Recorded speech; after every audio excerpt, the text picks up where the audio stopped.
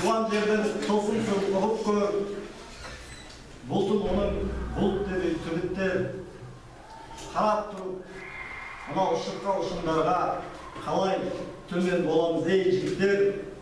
Туған жердің тылсымсыз ұғып көр, тумабұлақ дариядан үміткер, қарап тұрып түпсіз теңізге қалай аяз боламыз ей жігіттер. Туған жердің тылсым сырын ұғып көр, теңіз кешіп шың түбіне шығып дер, қарап тұрып мынау қайын далаға қалай төмен боламыз ей жігіттер. Қаныбектің тылсым сырын ұғып көр, Брейвингтің чемпионнан үміткер, қарап тұрып мына сары көктерге қалай бейғам боламыз ей шәкірттер деп отырып, бүгінгі Брейвингті ашып жариялаймыз.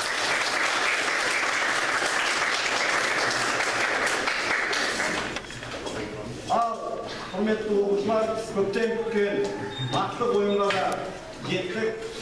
Таңсыз шүкірлер болсын, төрт көзді түгел бүгінгі ойында бас қосқанымыз бар.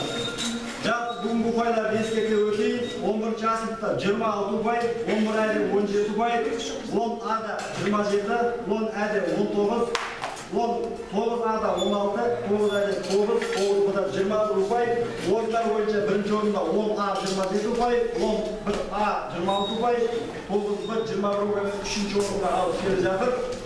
Жалпы бүгін тағы кубок иегерлері анықталады. Сондықтан да бүгін барша командаларға сәттілік тілей отырып, ойынымызды ашып жариялаймыз. Ондай болатын болса, уақыт көп созбай, бірінші сұраққа кезек берейік. Бірінші сұрақта былай деп қойылып отыр: қазына кімде деген Бұхар мен Абылайдың арасында диалогымыз алынған үзінді. Қазына кімде деп сұрапты Абылай Бұхардан. Бізден сөзген той, өзің айта берсеңші деп Бұхар жауап. Мен айтсам қазына байда, басқа кімде болушы деп Абылай.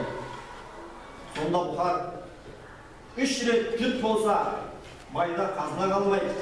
3 рет жау шапса, ханда қазына қалмайды.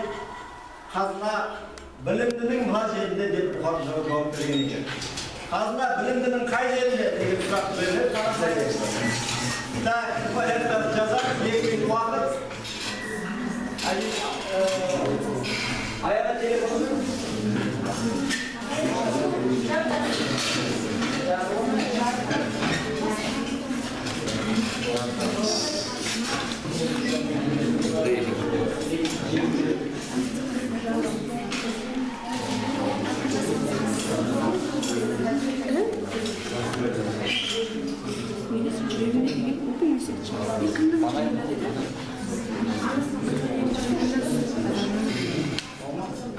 Açılmayan sigortalarını toplu.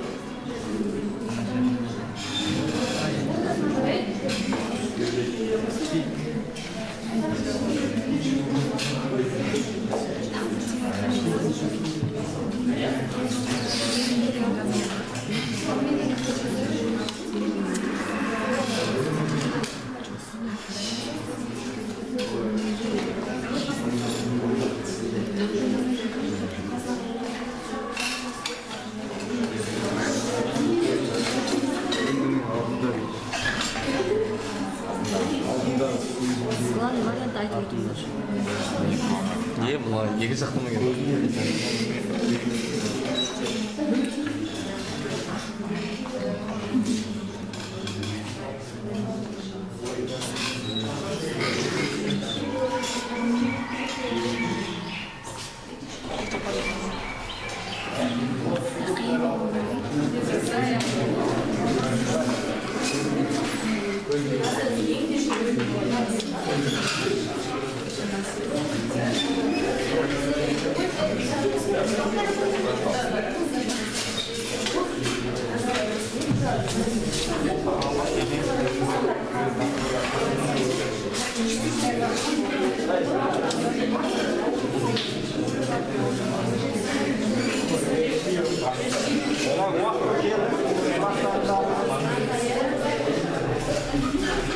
Üç rep cüt olsa bayda kazna kalmaydı. Üç rep çalışırsa karda kazna kalmaydı. Kazna.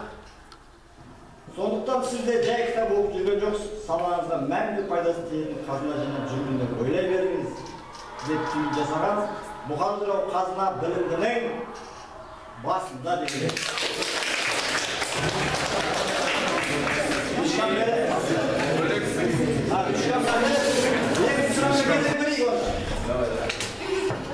Шанти Тебризи деген атақты ғалым өткен, соның 14-ші қағидасынан бүгін сұрақ келіп түсті сендерге. Тәңірінің ғажап сыйларының бірі өзгеріс. Нендей өзгерісінде разылықпен қабылдау. Қозғалыссыз тұрған судың босып кететін есінде болар. Қатып қалған тәртібін бұзылып кетер деп алаңдама. Тағдырың төңкеріліп түссе де тәуекел етуден тайма. Қайдан білесің мүмкін? Бар асыл қазына төңкерілген тағдырдың түбінде табылады. Сөзсіз өмір өте ғажап. жайнап тұр. Сонда да сен тоқтап қалма, шайқап көр. Мына нәрсенің беті айнадай болып жатқан мен бар асыл түбінде байқап көр дейді. Сұрақ, мына нәрсенің беті айнадай болып жатқан мен бар асыл түбінде оның байқап көр дегенде не нәрсенің беті айнадай болып жатқан мен айтып отыр.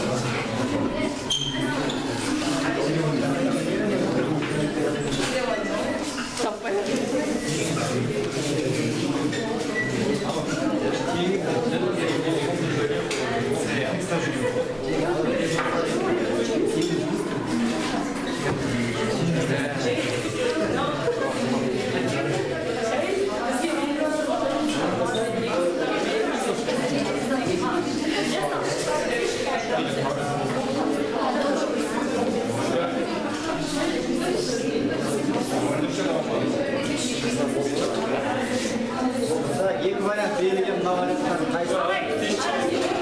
Жоғарыдағысы ма?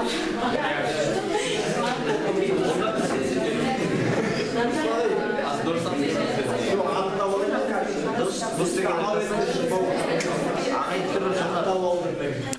Тебризи. Так, сонда да сен тоқтап қалмай шайқап көр. Көлдің беті айнадай болып жатқан мен бар асыл түбінде оны байқап көр деген.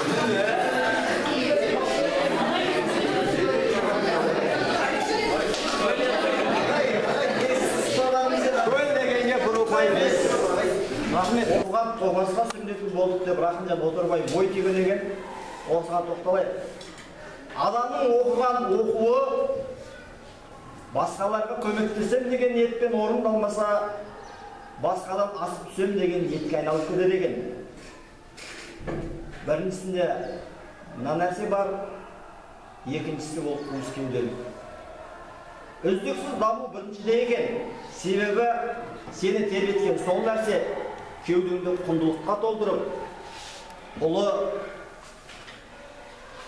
Құдайға жалғайды.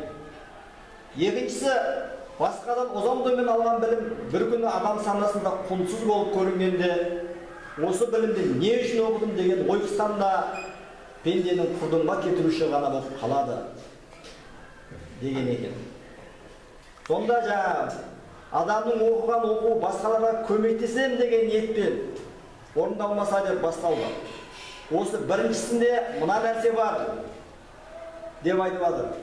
Ол сені кеудеңді құндылыққа толтырады деген ойлап түйіндеп жатыр. Біріншісінде не бар деген сұрақ қойылады. Сұрақ түсінікті ме? Екіншісі қуыс кеуделік.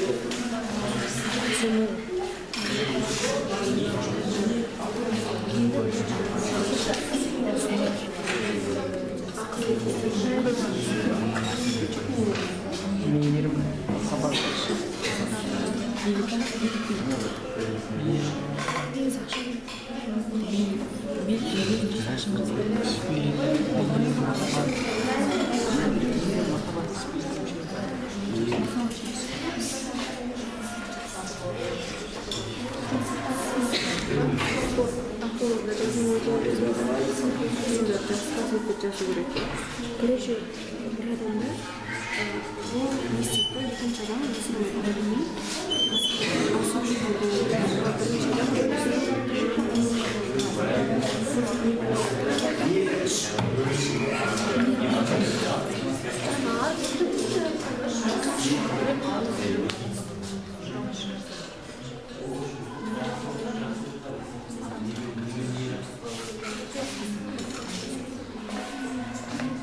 жақсылыққа барған не бар? жаздым ғой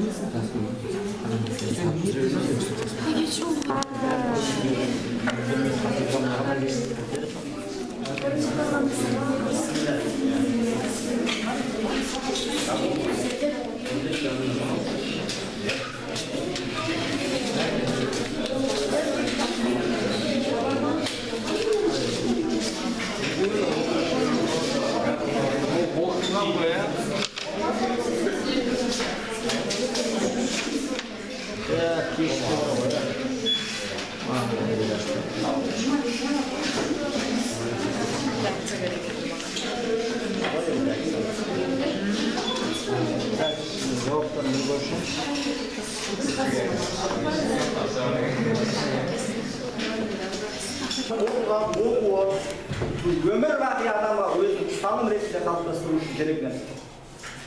Біреуді озамын деген ниетпен емес, басқаларға көмектесем деген ниетпен орындалмаса, жағдай кейін де бар. Сондықтан біріншісінде мән бар деген сол мән кеудені ойға толтырып, ұлынан келіп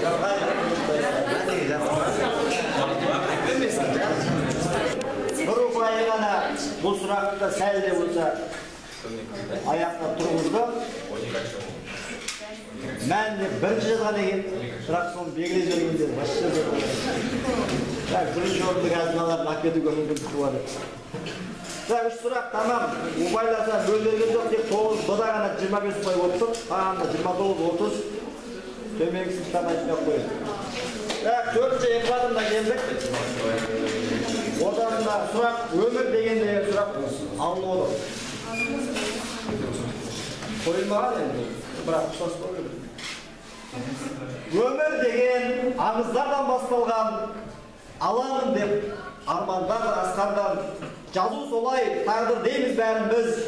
Ал адамда жүрекпен ми басқарған өмір деген көл жағасын жағалау, бар пенденің шама-шарқын шамалау, өмір жолда сүрінгенді демейтін қасиетімен адамдарды бағалау. Өмір деген асу бермес, қияншың, өмірің бар, өміріңе бар асылды жиясың. Оқушылар бес алғанда қуанып, жұқтыра алмай әлек болған сиясың. Өмір деген қиындыққа ұрыну, отбасының ошағына жылыну, кез келгенде жалаң аяқ жүгіріп, бел бүгіліп өкше деген тіліну. Өмір деген мың өкініш, мың үміт, өмір жолда мың жылайсың, мың күліп, құпиясы көп қой мынау әлемнің, болдым деме, бәріндағы ұғынып. Өмір деген мың өмірді үйрену, құмартумен құмарланбай жирену, қалқан болу елім үшін ардайым, қажет болса найза ұшына түйрену. Өмір деген үйрететін сүйуді, үйрететін басты төмен июді, мәжнүн болып ләйлі үшін қарағым, үйрететін жаныңды да қиюды. Өмір деген жүзе білу ағысқа, алға басу, көзді салу алысқа, тәңір берген рызқыны теріп жеп, масаттан бау, бүгін жеткен табысқа. Өмір деген мына нәрсемен жарысу, өкпелесу, қайтаданмен табысу, майбыл кейпін киіп алған жандармен өмір бойы асауысу алысу. Өмір деген тынымсыз бір қозғалу, өз өзіңді ұзақ жолда қолға алу, ізденумен аяқталар сапарың, із қалдыру, не болмаса жоғалу деген екен. Сұрақ, өмір деген мына нәрсемен жарысу, немен жарысу деп айтылады? Сол оқиын бақаны. Өмір деген мына нәрсемен жарысу, өкпелесу, қайта адаммен табысу, маймыл кейпін киіп алған жандармен өмір бойы арпа алысу деген екен. Немен жарысамыз өмір деген? Соны табамыз.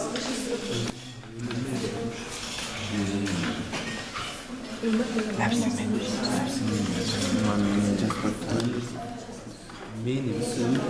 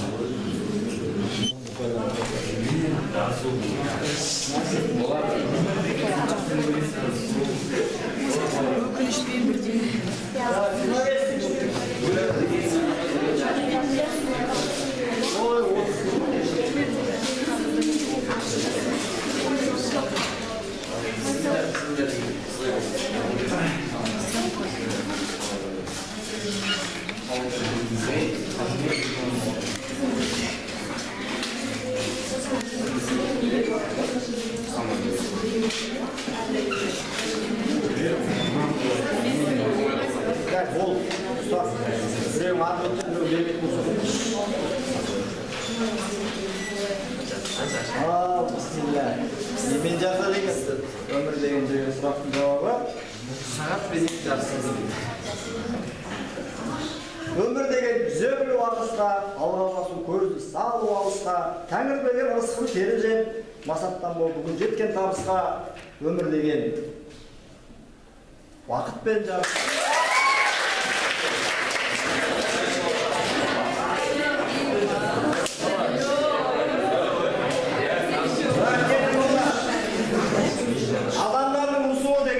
Сұрақ беріледі. Бірде ұстазы өзінің шәкірттерінен былай сұрайды. Адамдар ұрысқан кезде неге айқайлайды? Себебі олар сабырлығын жоғалтады деді. Бірақ айқайлаудың не қажеті бар? Егер ол сенің қасында тұрса деді ұстаз. Ұстаз сұрады. Онымен жай сөйлесуге болмай ма? Егер сен ашулансаң, айқайлаудың не қажеті бар? Шәкірттер өз жауаптарын ұсынды, бірақ жауаптар ұстазды қанағаттандырмады.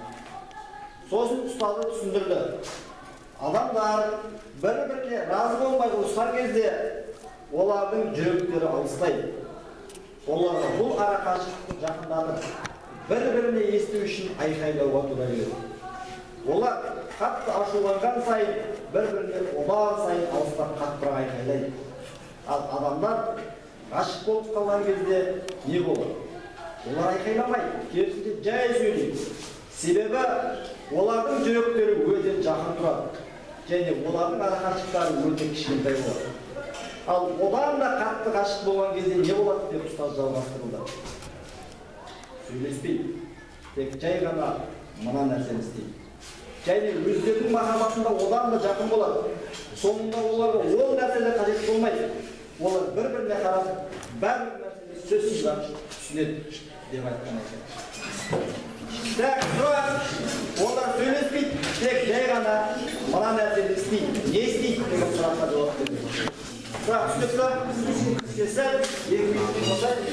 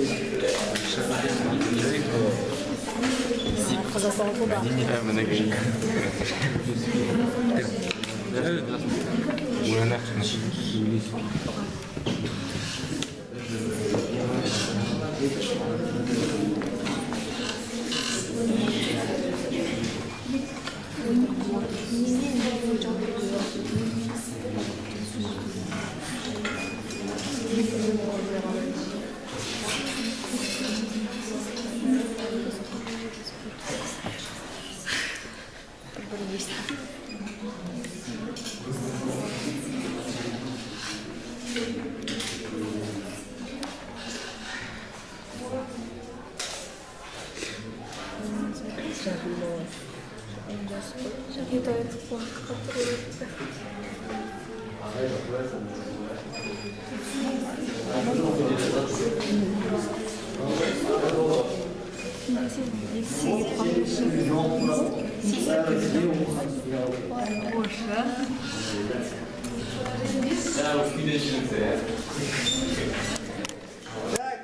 Не болыпты?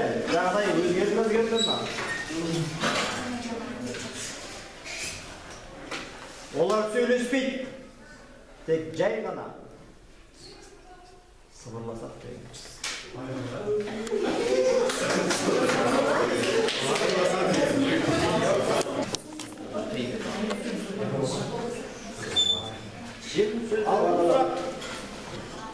Марқұм Қорғын Жолдасбек қызының жазбасына осыдан бірнеше жыл бұрын Аружан деген қыздың атын айтып отыр. Аружанның мама осы адамдар тура өлер алдында неге бір нәрсе айтып қалғысы келіп тұрады деп сұрады. Неге олай дейсің деді. Ең біріншіден оның өлімі жайлы ойлағанынан таңырқап сұрады. Енді ана не ғой, қайтейін мүлтпелі болмасын, өліп бара жатқанда кейіпкер тура өлер алдында бір нәрсе айтып өлгісі келіп, жан таласып жатып қайтыс болады ғой. Неге? Баланың осындай сұрақ естіген кезде өзіме жүктелген шешендік жауапкершілігін сезініп, кәдімгідей ақыл адамға тән кейіп жасайтыным бар.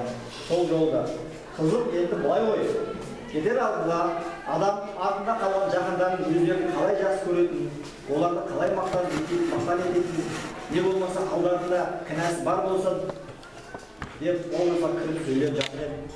Білем ғой, соны айтамын деп сөзін бөлген қызым.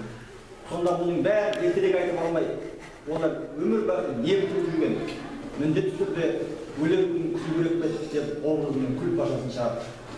Тасып қалғанын жасырмайын, расында осы біз өмір бақи не бітіріп жүреміз. Сол шетінің ашық айтып, іштегіні ашық айту үшін берілген қайран сағат айлар жылдар өмір ай. Сендей балам барын мақтан тұтамыз деп жерде көбірек тырысуын керек еді деп жұбатамын деп алданамыз. Кешші деу керек жерде өзің ғой солай етуге сен мәжбүр еттің деп өзін кінәлап ақталамыз. Шын көңілден алыс айтпақ болып тұрып, аңдамай, менің де саған талай жақсылығым өткен деп қаламыз. Сен сондай жақсы көрем деп жазуының реті түсіп туса, нан сүт әжетхана қағазы дей саламыз. Кейде біз өкпелімін орнына түк етпейді дейміз дағы талай өкінішті арқалаймыз. Текке кеткен қайран уақыт-ай. Қадіріңді білдік пе? Ажал кеп, халқымыздан бас салғанға дейін ең басты, ең маңызын айта алмай, сөзімізді бекер шығындағанымызды ұқтық па? Көтеруіміз керек жерде түген түсірмедік пе? Бауырға басымыз кеп тұрып көкіректен итермедік пе? Мама, соны ертерек айтып алмаған. Біз үлкендер расында қызықпыз, я? Аружан, соны айтар, неге сөйтпей дегенбіз? Бар ғой, біз жай ғана сезімімізді ашық айтуға қорқатын сияқтымыз. Неге? Бетімізді қағып тастай ма? Біздің махаббатымызды қажет етпей ме? Кешіргісі келмей ме? Ұқпай ма деп қорқамыз. Жан дүниемізде жалаңаштап ашық тастасақ, олар оған үңілмей жатып көре салмай ма деп қорқамыз. Сонда өмір бақи қорқақ болып тура өлетін кезде батыр болып кете ме? Қазіргі балалардың бұл өрісін біріктеу ұнайды, сонысымен олар. Өйткені атта ауырлау дейді бізге. Ажал алмас қошын жалаңдатып, ауылымызға бірнеше рет кеп кетті. Өмір мен өлім, бар болу мен жоқ болу бір ғана сәт екенін тағы да түсіндіріп кетті. Жақындарымызға төнген қауіпті жан тәніңмен сезінгенде басқаның барлығы боқ екенін тағы бір сезіп кетті. Жылдар бойы айтылмаған қанша сөз жетмегенін тағы бір көрсетіп кетті. Басы кетті. Әрине, уақытша ғой. Бір күні ол дәл біз үшін кері оралар. Сол күнге дейін өзімізге мынандай болайыншы. Жүректің алдын жаппайыншы. Сөйлесін жүрек. Сол күнге дейін өзімізге қандай болайыншы деді. Деген сұрақ қойған.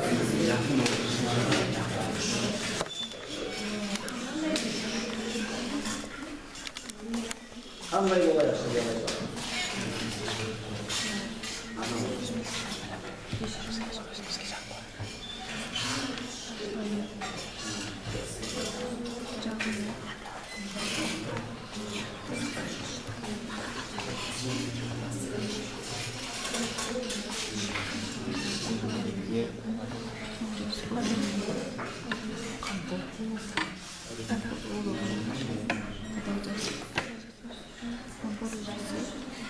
Есть конкурентный хочу сезон.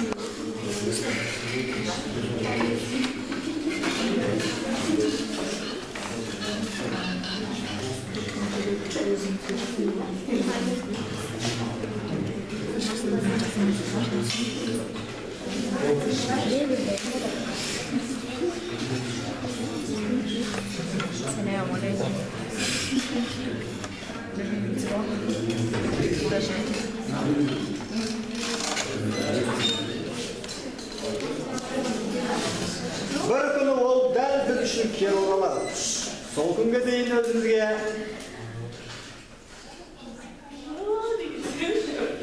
адал деп жазғандар көп болыпты. Так, реакцияны бір айтшы.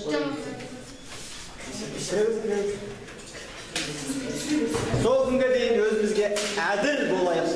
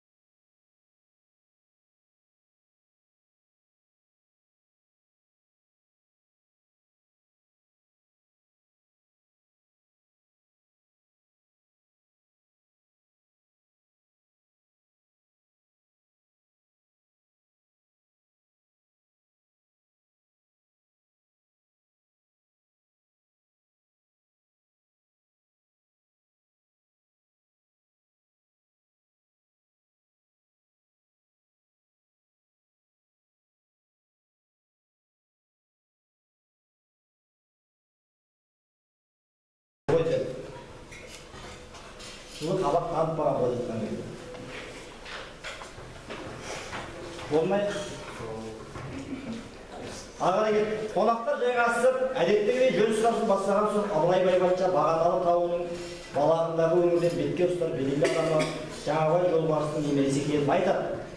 Қонақтарға салғынғанды қарап, ықылассыз отырған үй иесі Жолбарыс есім аталғанда елең ете қалды. Қонақтарға салғынған елең ете қалды. Қайталап сұрап, анықтап көз жеткізген отағасы арнайы мал сойғызып қайта қазан көтереді.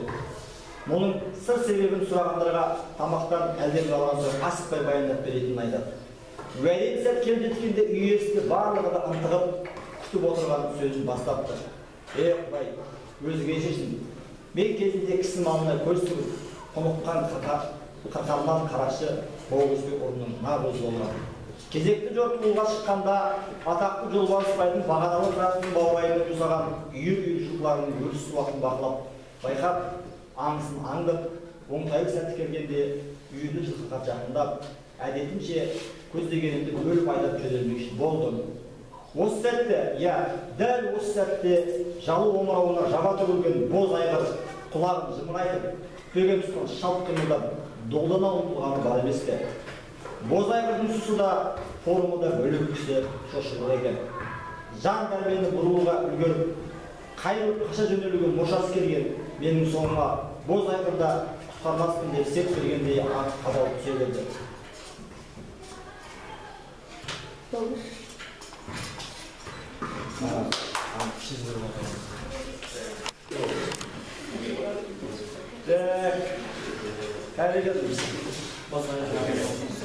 Боз айғырдың сұсы формы да бөлек кісі шошылыр екен.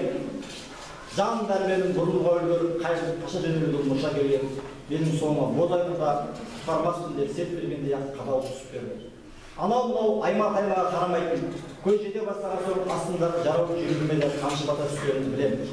Шамал ұзап салып қалып қояр деген үмітпен қалып қояды деген үміт ақталмады. Боз айғыр құйрық тістесіп, әлеміне жетіп алардай жеткен замат желкемнен бір-ақ шайнап жанын жаһаннамға жіберетін күмән қалмаған. Бұл тажалдың атының жүйріктігінен, өзінің күшті ептігінен құтыла алмасына көз жеткен соң, жаратқанға жалбарынып, жәрдем содан басқа амалым қалмағанда. Ат үстінде ажал тырнағына ілінуге шақ қалып, жаным оның ұшына келгенде дұға тілеймін: Алла, осы қауіптен құтқарар болып, құтқарсаң, барша жамандығымнан тыйылып, тәубеме келейін.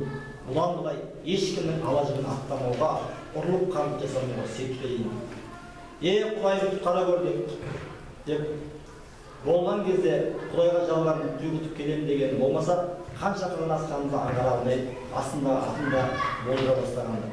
Көзімнен аққан жас көкірегімді жуып, арқама бұрылуға да шамам қалмай қалдырай бастағанымда, жерге тұсынан ала сөйде өкшелеп келе жатқан боз айғырдан тұтынып, Құдайым бір сақтағанды сезіндім әйтеуір.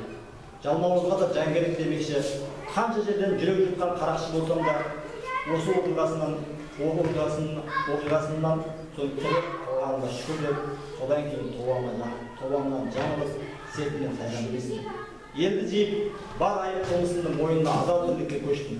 Кезінде талай жыл қалсам да, өмірі жарымаған жазған басым, жолбарыстың боз айғыры қуып, тәубеме түсіргенде тірлігім береке дарып, тағам қатарына қосылды. Адамдардың арасында жүзім жарық кісім анық бола бастады. Ақыр соңында өздерін де кісіп түсуге жарайтын үйге айналдым. Солай, мен сөйтіп айғыр қуып, адамшылыққа қосып қайта оралған жанмын. Сондықтан да мен жолбарыстың жаны тұрмақ, малына да қарыздармын. Мен адам түгіл айғырның өзі жақсылыққа үлес қосқан жанның адал мал біткен сондай қасиетті кісінің ұрпағына қалай сыйламаймын деп әңгімесін аяқтаған, үй иесінің шын сырын айнала отырған демін ішіне ала отырып тыңдапты. Абылай атамның бұл сөзі ауылдастарға да мынандай болмапты. Әкемнен біз арқылы сізге де жетіп отыр. Демек, ақылыма аз болмаған дейді. Абылай атамның бұл сөз ауылдағыларға да мынандай болмапты дейді. Қандай болмапты деген сұрақ қойды.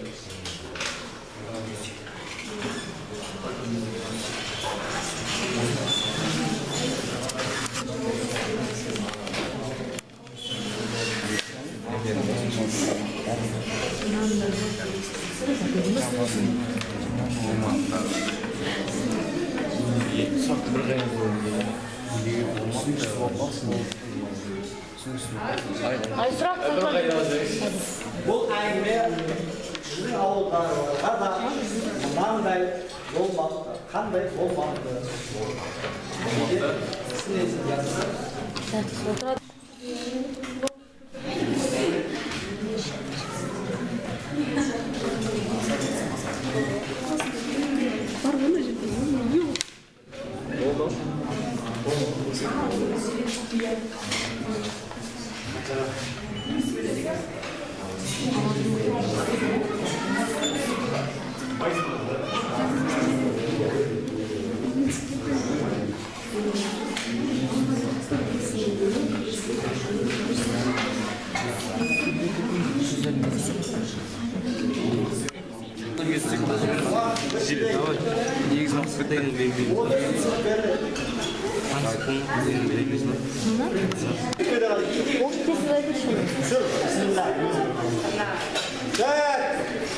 Абылай адамның бұл сөзі ауылдағыларға да қызықсыз болмап.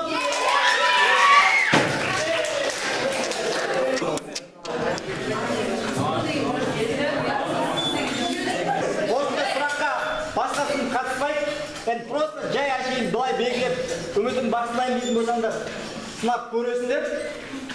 Бірақ енді олар мына жақта ұпайға әсер етпейді. Біз қазір бірінші орын тағдыру үшін ғана беріп жатқан сұрақ. Телефон қосса, ол жер ғибадатханаға айналады. Нәпсіқұмар шарапқор адам ғибадатханаға кірсе, ол жер шарапханаға айналып жүре береді. Ерден жердің айырмасы сырт киім мен іс әрекетінде емес. Мына жерінде болса керекті. Мына нәрсесінде болса керекті. Ерден жердің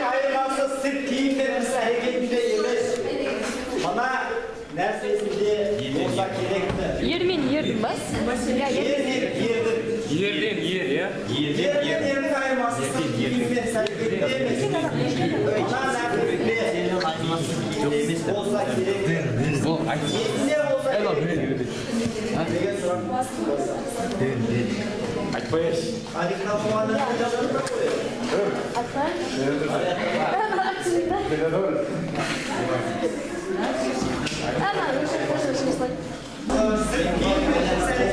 Biz buna dersesinde olsa gerek değil. Niye dersesinde olsa gerek?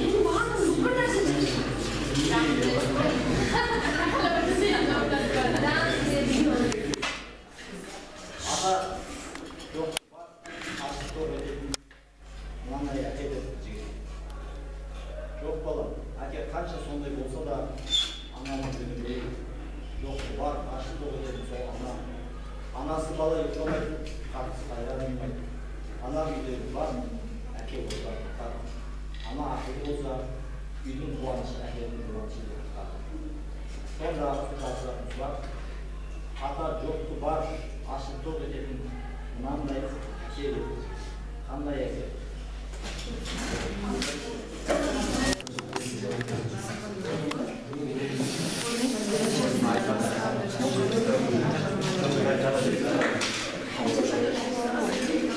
Толкуда.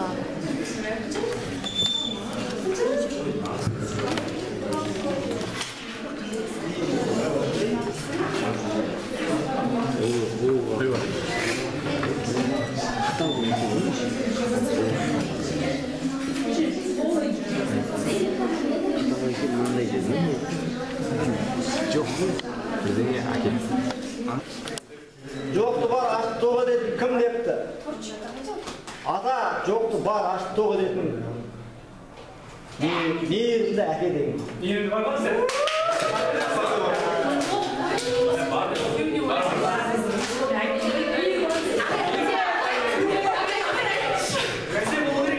Yerimde onda da var.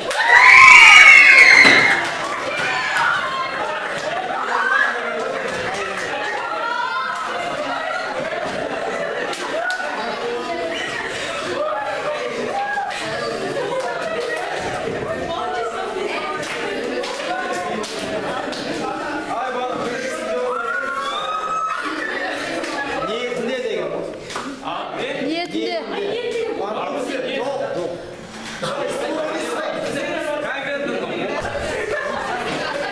Bugünkü Premier Lig'in çempiyonu arada kaldı. Al elde soğukta. Evet, soğuksuz olsunday soğuksuz hali görmedik. Soğuktan iki komandalara rızашılığımız şeksiz. Osunday sayısında жоғары деңгейде өткізуге атсалысып әйтеуір тағдырды езі жіберіпті деп біреулер келіп кетті. Сондықтан бәріне енді түсініспен қарайық. Әдейі кімге бұйырса да маған разница жоқ. Бірақ екі топқа да қимаймыз. Енді мына 8 алар 20 мың теңгеге неғып 11 аны енді шақырамыз қонаққа. Жетпей қалған өзім төлеймін. Сіздей проблема болмайды. Келсіз ба? Осынша сайыстық келіп алып, аяқта біз ішімізге батпай қайтып отырамыз сендерді тыңдап. Болды анда 3-ші орынның несін грамотасын мен ручкам бер ана, алдын ручкам жазады. 10-ші Б сынып командасына білім берешілік желтоқсанның мамыр аралығында өткен 10-ші мектептің біріншілігінде Бірдей интеллектуал ойынның 3-ші орын алғаны үшін 9-ші Б сынып командасы марапатталады.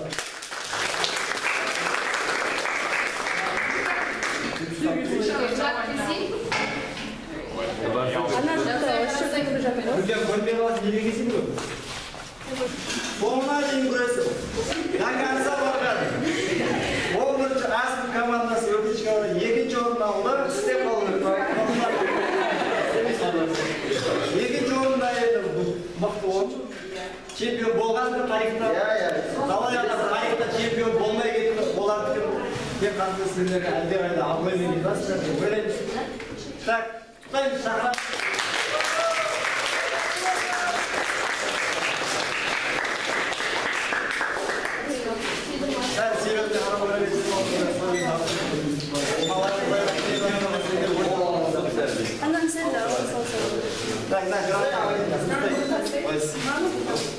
Сиям десе, аманатма. Так, Ашшылодағы орта мектебінің 10-шы мектебі бірінші бөлімнің жеңімпаздары, чемпиондары 10-шы Асыл командасы.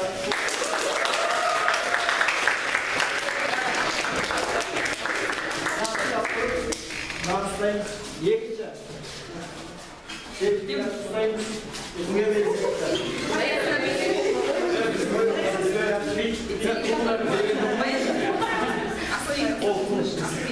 Үшінші арадайы бар.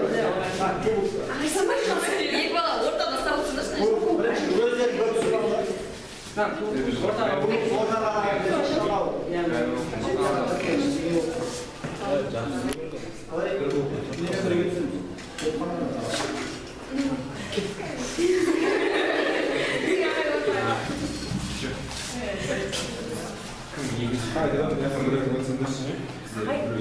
Мына жақта көп болып кетті, түсіремін. Қайғандар бар ма? Ол Б, ол Ә. Аманма.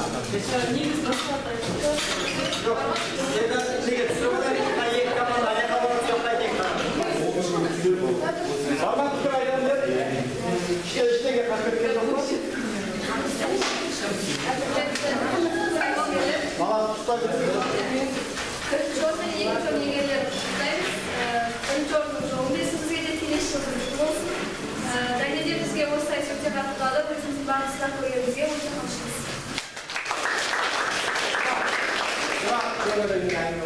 Ең ұнаған сұрақ.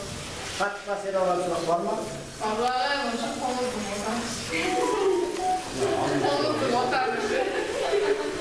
Ол былтырғы сұрақ қой.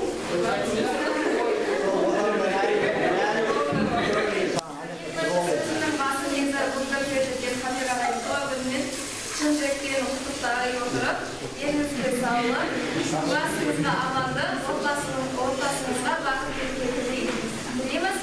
Және де бүгінгі бірінші орын алып отырған 10-шы А сынып оқушыларын шын жүректен құттықтаймыз.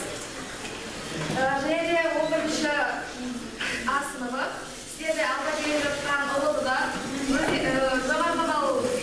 жауапты болмаса да өздеріңіз ойлап жүрген балды алуларыңызға тілектеспіз.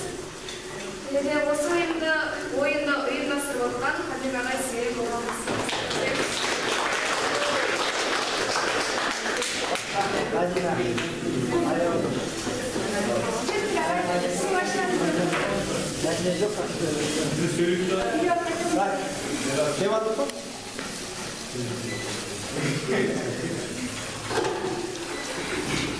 Недейміз ол? Бірінші орын. Оның досы. Шынымды айтсам, қуанып тұр негіз.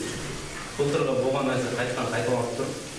Былтырғы бізде бермеген онысын қосақтар. Қазір кішкене олдыға дайындалып беріп қойылар. Сол недейміз, енді қайтадан осы қайталанса деп ойлаймын. Сондай үміткерім сіздерден. Үшінші орын молодец. Бүгін жақсы қой жинап, үшінші орынға шықтық.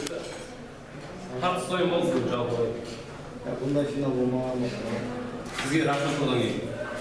Осындай құндылығы ойын ұйымдастырғаныңызға не дейміз сол жалпы 10 сыныптар сабақтарыңызды оқыңыздар, ертең өкім қалмайтындай болашақтарыңызға жақсы көзқарас қылғаныңызды айтамын сол.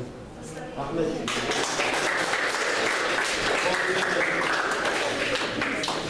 Басқа, 11-лігі. Бар ма сөйлейтіндер? Бар ма? Бар болса айтып қалайық, бұдан кейін қайтып айтылмайды.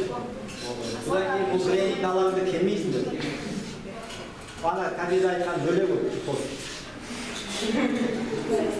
Так, 11-а кезексіз. 10-а сол.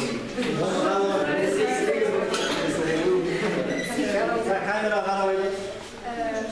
Екінші орнымыз, үшінші орнымыз сіздерді шын жүректен құттықтаймыз. Біздің жолымызда шын емесендерге берсін. Осындай таласты ойындарымыз көбейе берсін, мектебіміз дамыға берсін.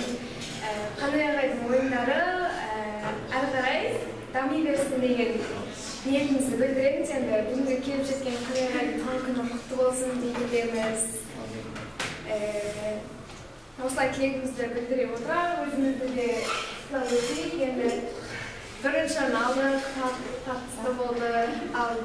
Ең ұнаған сұрақтардың бірі не келсек, сұрақтардың бәрі керемет болды. Бірінші сұрақ, қазына кімде деген сұрақ тербетті бізді. Бірақ енді шыдай ағай, отанымызға сенің ролик деп айтып қойыңдар.